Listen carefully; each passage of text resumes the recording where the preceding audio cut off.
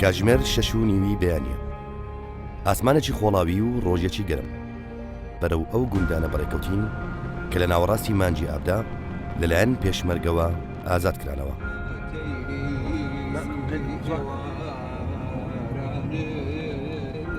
پاش نزیکەی کاتژمێرێک لە ڕۆشتن گەیشتین بە بازگەی خازر.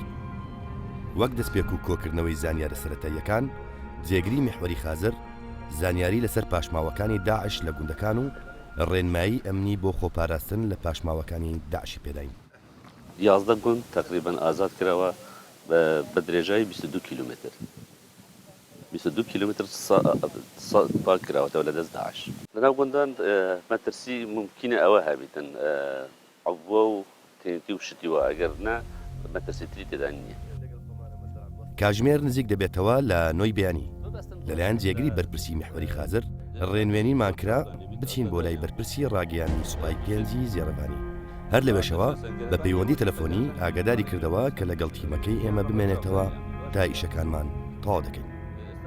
بەرەو بازگەی تولبەن بەڕێکەوتین. لە ڕێگەدا لە پشت ئۆتۆمبیلێک دەڕۆیشتین کە لەلایەن میحوەری خازرەوە ئامادەکرا بوو بۆ ئەوەی بمانگەێنێت بە شوێنی مەبەست. ئەگەرچی ڕێگاکار ڕێگەیەکی ئاسایی بوو، بەس چۆڵی ناوچەکە و زەردی پوش و پەڵاو بینینی کەلاوەی خان و لێرە و لەوێ وێنەیەکی ڕوون بوون بۆ ئەوەی بە ئاسانی بزاندرێت ئێرە پاشماوەی شەڕێکی گەورە بووە. پاش کەمتر لە 15 خولەک ڕۆشتن لە ڕێگەیەکی خۆڵاماندا و گەیشتین بە بازگەی تەلبەند. لەوێ بەرپرسی ڕاگەیاندنی سوپای پێنجمان بینی.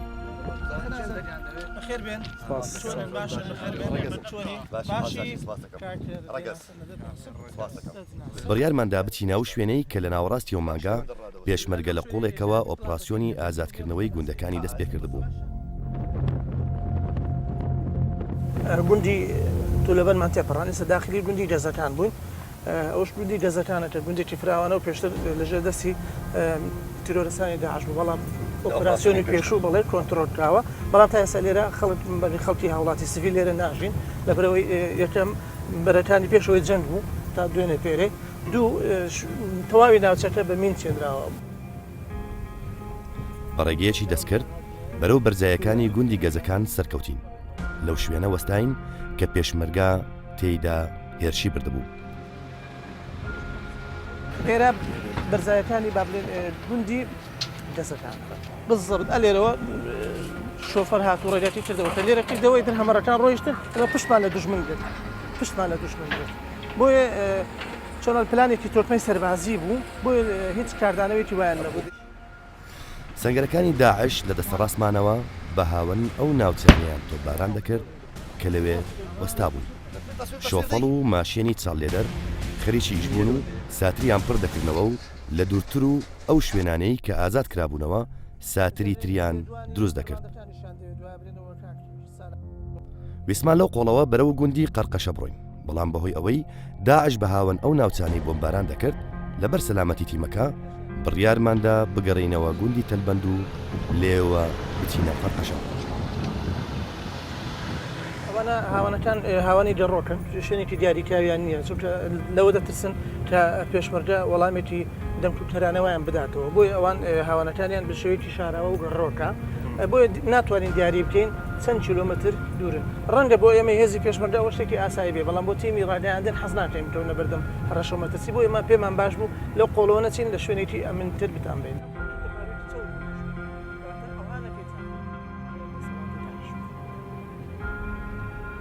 کاتژمێر نزیک دەبووە لە 11 و ئێمەش بە نێوگوندی قەرقەشە بە کۆڵانەکان وێنەمان دەگرت و بە دوای پاشماوەکانی داعش دەگەڕین.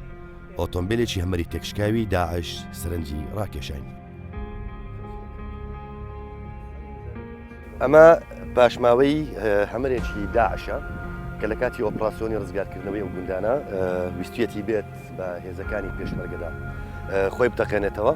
لەلایەن پێشمەرگەوە تەقەی لێکرا و ڕێگریان کرد لەوەی بێتە ناو پێشمەرگە تەقێنراوە. ئەمە پاشماوەکەیەتی ترەمەتایەکانیتی و پارچەی ئاسنی هەمەرەکەی. بەڵێ ئەمە لەگە سید نەقیب ڕزگاری یەکەم هەمەر داخلی ئەو دەبووین بۆ گرتنەوەی ئەو گوندەی ئەلێرە کە هاتین سیارەکە لەولاوە بەرامبەر مادەها سیارەش ئینتیعاری بوو مەجای ئەوەی نەما ئەمە هەمەرەکەی خۆمانە لە بەری لادەینە لە بەری هەربێن هیچ مەجای ئەومان نەما ئیلا ئەوەندە بوو گوتمانە برادران هەدە دۆشکەی وتمە تەقەی لێ بکە سەریە لای کاک ڕزگاریش گوتم تەواو یعنی ئەمە تەواو زیاتر قوتار بوون وڵی ناخۆش بوومەوە هەستەچی ناخۆش بەڵام ینی ئەوە نەش ناخۆش نەبوو لەبەرەوەی هەستمان بەوە دەکرد کە ئێمە هاتینە و داهش ڕای کردەوە و ورەی پێشمەرگە زۆر بەرز بوو چۆن بدواتێ شتێمدا عادەت دۆشکەکە ئێمە تەقەی لێکرد برادران شپای چاریش لە دەستی ڕاستمانەوە بوون ئەوانیش هەنی تەقەیان لێکرد ئیتر ساقەکە کوژرابل کە کوژراب سیارەکە دەستی وەریگرت کەتە تەپۆکێک و وەرگەڕ بەڵێ 2000 تەقێنراوە بەڵێ بەر لەوەی بچینە تونێلەکان سەردانی یەکێک لە دواوێزگەکانی هێزەکانی پێشمەرگەما کرد لە دووری 1 بۆ 2 کیلۆمەتر دووکەڵی سووتانی تایە و نەوتی ڕەشی داعش دەبینرا کە بۆ دوورخستنەوەی بینینی فڕۆکەکانی هاوپەیمانان دەیان سووتان.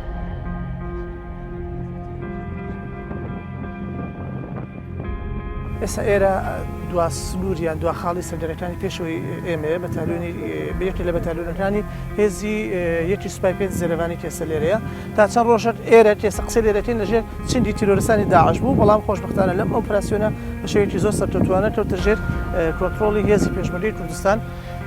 ئەو بینایەن ئەو خانوانەی کە دەبینی ئەوە یەکێکە لە چێڵگەکانی پارێزگاری پێشووی مۆسڵ ئەسیل جەفی کە ئێستا گومان دەچێت تیرۆرستانی داعشی لێبێ.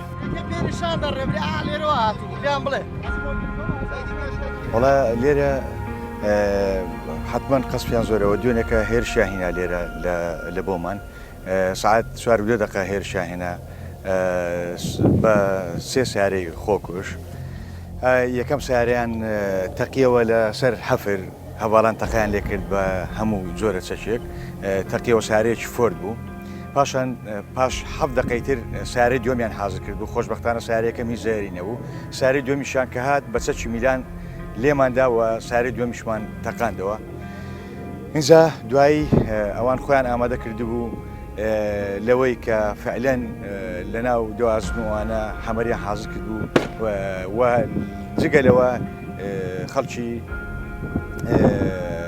چەکداریشان حاضر کردبووکەوە هێرش بکەن بەڵام خۆشبەختانە پێشمەرگەکانی بە هەموو لەو ئامادە باشیدا بوون پاش ئەوەی ساعت 4 دقیقە دەستی پێکرد ساعت 6 و 20 دقیقە شەڕەکە تەواو بوو سێەم سیارە ئەو هەمەرەی کە دەویست بێتن و دۆشکەشی لەسەر بوو تاقەشی دەکرد و بە تەسەوری من ئینتیحاریش بوو چکە خۆ تەفقیقکراویش بوو دیسان دووبارە میلانی ئەمە دووبارە لێی داوە.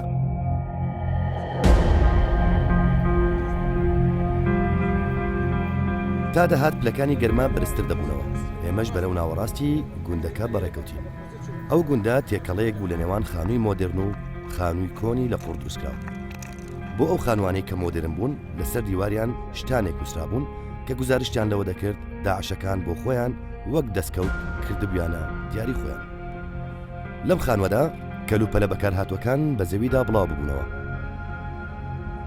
تەنانەت هەندێک کەلوپەلی ئاسایی وەک پێغەف و قاپ و قاچاق و فرن و کاتژمێر و جلوبەرگ لەو شوێنە بوون لەگەڵ چەند پەرتوکێک و وێنەی جیاجیا لێچێک لە ژوورەکان کتێبخانەیەک سەرنجی ڕاکێشاین کە تیایدا کتێبی شیعی و شێوەتایپی فارسی لە قورئان نووسین ئاماژە بوون بۆ ئەوەی بەڕوونی بزانین ئەو خانوە هی کەسێکی شیعە بووە.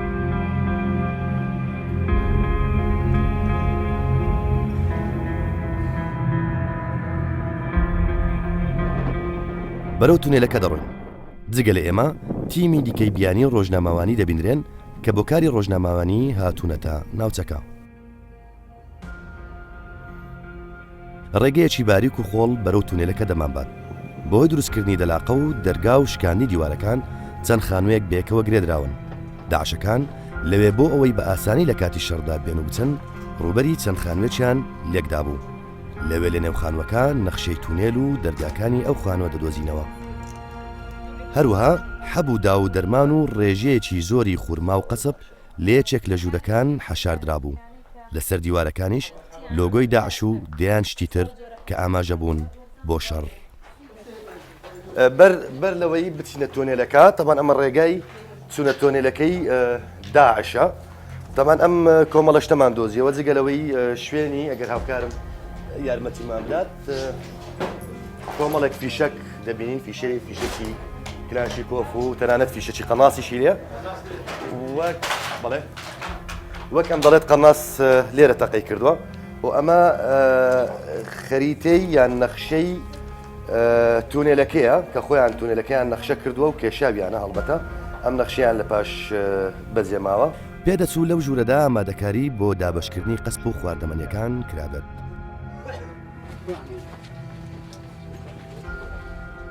پاشان کاتی دەرئەنجامی قوتابیەک سەرنجمان ڕادەکێشێت بەو کارتە دەزاندرێت کە ئەو ماڵە هی کەسێکی تورکمانی شیعنیشینە لەو لاشەوە وێنەی کەسایەتیە گەورەکانی شیعە دەدۆزینەوە. لە باشووری خانوەکان تونێلێک دەدۆزینەوە. تونێلێکی گەورەیە و بۆ سێ لقدا بەش بووە. دوو لقیان لە نێوخانوەکەن و لقێکیشیان بەلاری بەرەو باکووری ڕۆژئاوای دەستپێکی تونێلەکە دەڕوات. ئەوان بە تەکنیکێکی سیر تونێلەکانیان دروست کردووە. لەگەڵ ئەوەی پشتیان بە درێل و تەکنەلۆژیا بەستووە بۆ قوڵکردن و برینی زەویەکە خۆڵەکەشان هەر لە نێوخانوەکە لە نێو گونیەدا پاراستووە تا لە دەرەوە نەبینرێت و شوێنەکەیان نەدۆزرێتەوە. خۆ لە دەرێ ڕووکران لە دوورەوە دیارە ئەوە تونێلە بەس ئێستا شادرەوەیە هاتانەیە تەسەری نوێ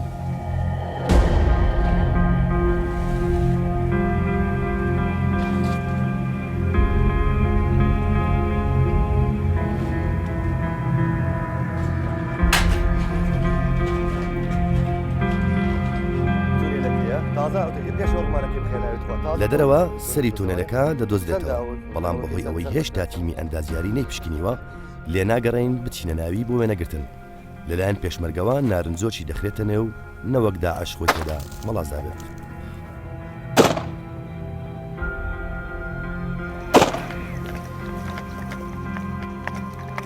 کاژمێر یەکی نیوەڕۆیە ڕۆژ لە ناوەڕاستی ئاسمانە و پلەکانی گەرمان نزیکەی 44 پلەی سەریە تۆز و خۆڵێکی زۆر ماندووبوونێکی زۆر لە گەڕان بە دوای پاشماوەکانی داعش کاتی پشوە و لێچێک لە بارەگاکان لەگەڵ پۆلێک پێشمەرگا نانی نیوەڕۆ دەخۆین.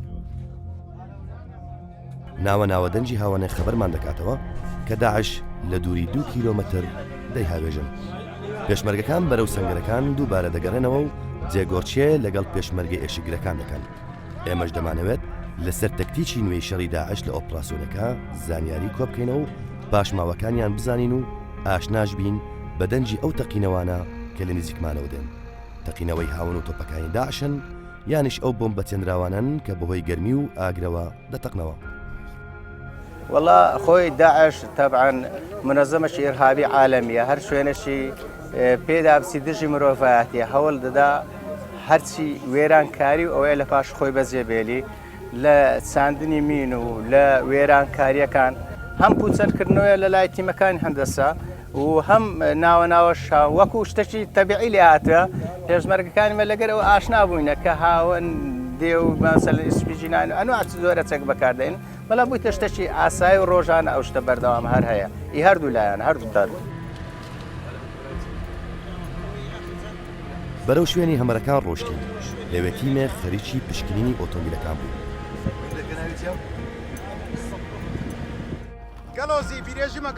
لەپڕ لە پێشەوە لەو شوێنانەی کە ساتر لێ دەدەن هەواڵی جموجۆڵی ئۆتۆمبیلێکی داعش دەگات.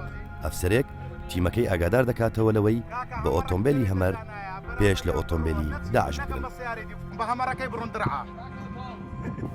ئەو هەمەرانە هێزەکی ئامادەیە ئێمە هێزی ئامادەی سوپای پێنج زێرەبانین هەموو کاتێک ئامادەێنن لۆ هەر هەوڵێک یان پێشڕەویەک لە بۆ هەر دێهاتێکبی لە بۆ بەرەنگاربوونەوەی دوژمنەکان.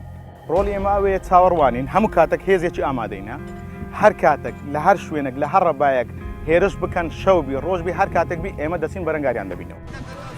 دەمانەوێت بەرەو گوندی ستێح بەڕێ بکەوین. دوو پیکابی زێڕەبانی لە یەکێک لە گوندەکان هێندێک خەڵکی عەرەبیان هەڵگرتووە کە بە قەچار لە مووسڵ و ناوچەکانی ژێردەستی داعش ڕایان کردووە. هەوڵ دەدەین قسەیان لەگەڵ بکەین بەڵام لەلایەن تیمەکە ڕێگەمان پێ ناگرێت. پێشمەرگە پێشمەرگە پێشمەرگە داعش نییە داعش نییە داعش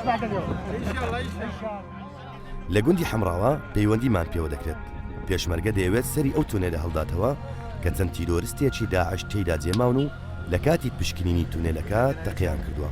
لە تەک ئەو ساترانە دەڕۆین کە پێشمەرگە خەریکی هەڵکەندنیەتی بۆ ئەوەی دووبارە سنوورەکانی خۆی لە ناوچەکە دیاری بکات و ڕێگریش بکات لە دزەکردنی ئۆتۆمبیلە خۆکوژەکانی داعش.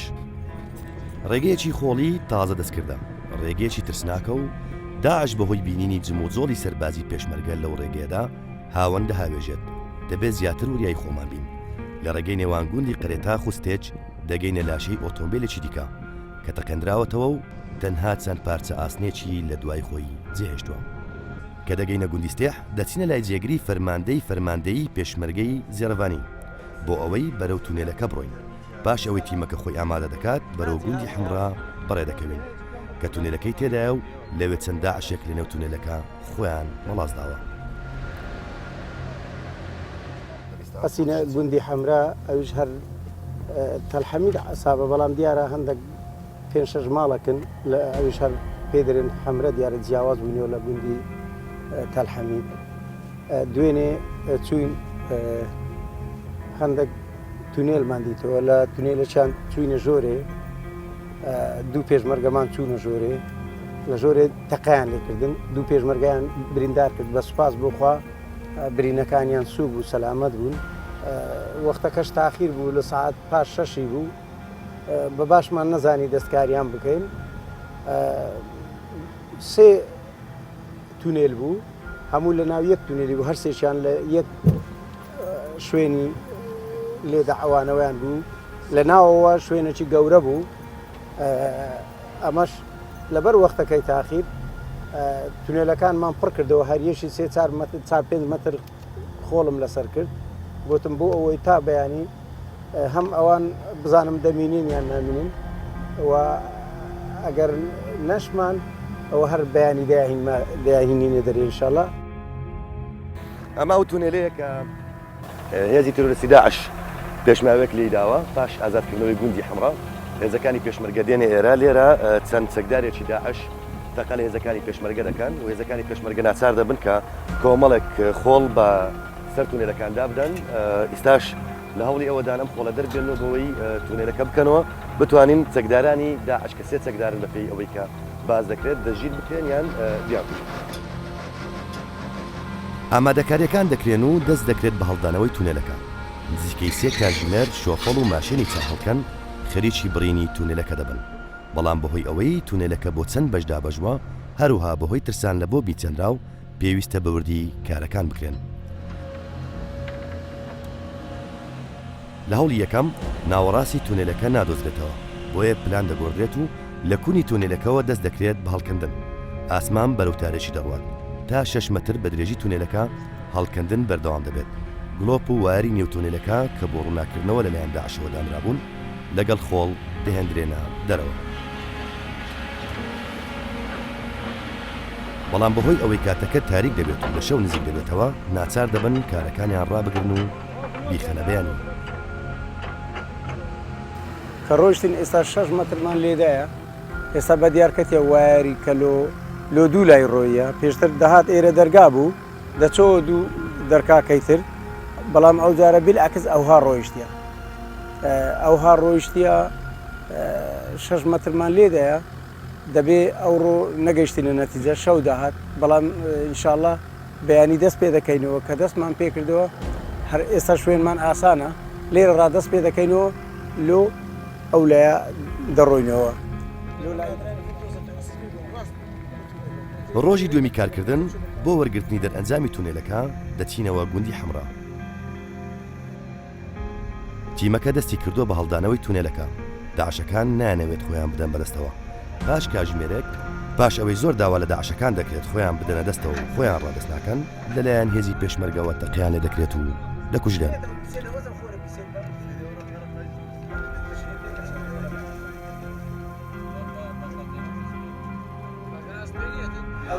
ئێستا پێمان وەرە تەسبیح بە بۆ قەت تەسبیح قسەی نەکرد دەستی شۆر کردەوە لۆ خوارێ ئەمەش گوتمان ڕوومانەمان لۆ داوێ گولەکمان لێ گازی داعشەکانمان کرد خۆیان بەدەستەوە نەدا لایەتم لێدا ئەوان تەقیان لە من کرد کە من تەقەم لێ کرد یەک کوژرا ئەویت کە تەقەی بەردەوام بوو من نەمتوانی بەردەوام لە ناو تونێلەکە هاتمە دەرەوە کە داعشەکەمان بینی خۆی تەسمیل نەکرد ئیتر لێماندا و ئەوشمان کوشت. تیمی ئەندازیاری سەربازی و پێشمەرگە دەستنە تونێلەکە. ئامێری پەیوەندی بێتەل و پانکە و ترمز و چەند کەلوپەلێک لە نێو تونێلەکە دەدۆزنەوە.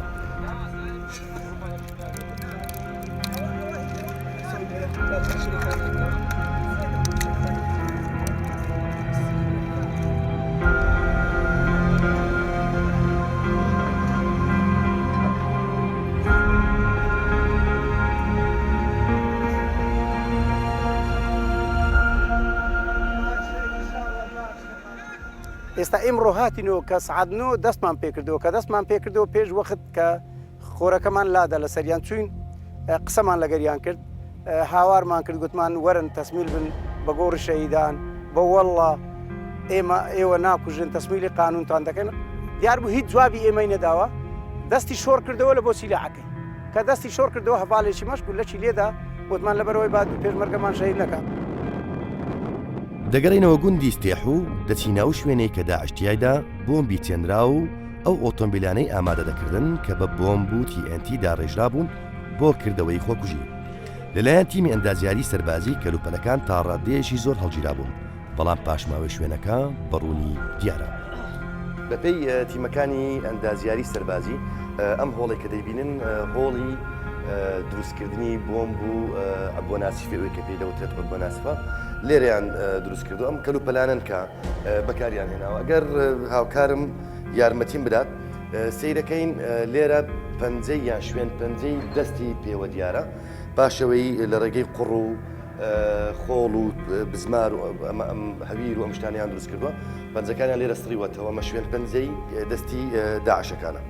لە هەمان ئەو شوێنەدا کە شوێنی دروستکردنی بۆمب و تەقەمەنی و ئامادەکردنی ئۆتۆمبیلی خۆکوژبووە تونێلێکی تر دەدۆزرێتەوە. ئەم تونێلە دەکەوێتە پشتەوەی دەرگای سەرەکی شوێنەکە کە چەند خانوویەک بێکەوە دەبەستێتەوە.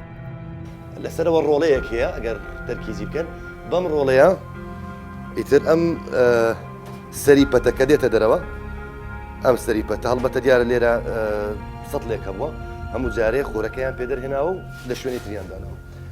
خۆرەکانی لەکۆکردەوە لەبەر ئەوەیدا کەشم لەبی نەزان ئێکوانە تونێل یان شتەشتی دەیە یان تقریبا شتەکانیان هەم شیراوەیە عینەوە غورفە هاتینە غورفە هاتینە زانە سەیری کرد غورفە هاتینە خۆرەکانیان دەفع کردیە هێناتیان هەوڵ لە غورفەکان بۆیان سەیری کرد ئەویان نەگرتیە لێرە نەگرتدا یعنی کەشتەکە بیتن لێرە یعنی عارفەکشە چخوانە بی ئاگدار.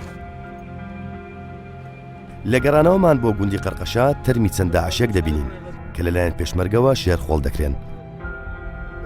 بە هەمان ڕێگە دەگەڕینەوە گوندەکە و لەوێ تیمی ئەندازیاری خەریکی پوچەڵکردنەوەی ئەو ئۆتۆمبیلەن کە لەلایەن داعشەوە بۆمب ڕێژکرا بوو.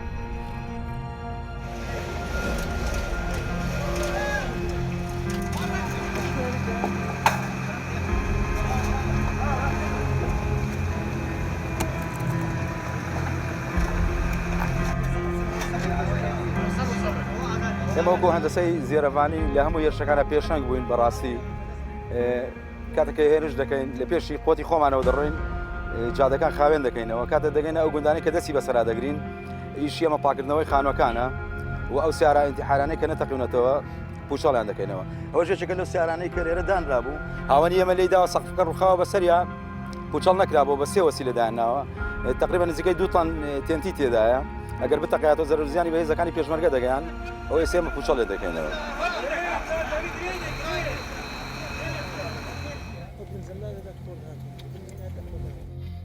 بەردەوام دەبین لە گەشتەکەمان و بەرەو گوندی تەلحەمید بەڕێ دەکەوین لە ناوڕاستی گوندەکە و لە ماڵێک گەورەترین تونێل لە گوندەکە دەدۆزرێتەوە. ئەو تونێلان نزیکەی 15 مەتر قوڵ دەبێت و بۆ 20 لق دابەش دەبێت و 1400 مەتر درێژە. بەرەو تونێلەکە دەڕۆین تونێلێکی جیاوازە و زۆر بەوردی دروستکراوە.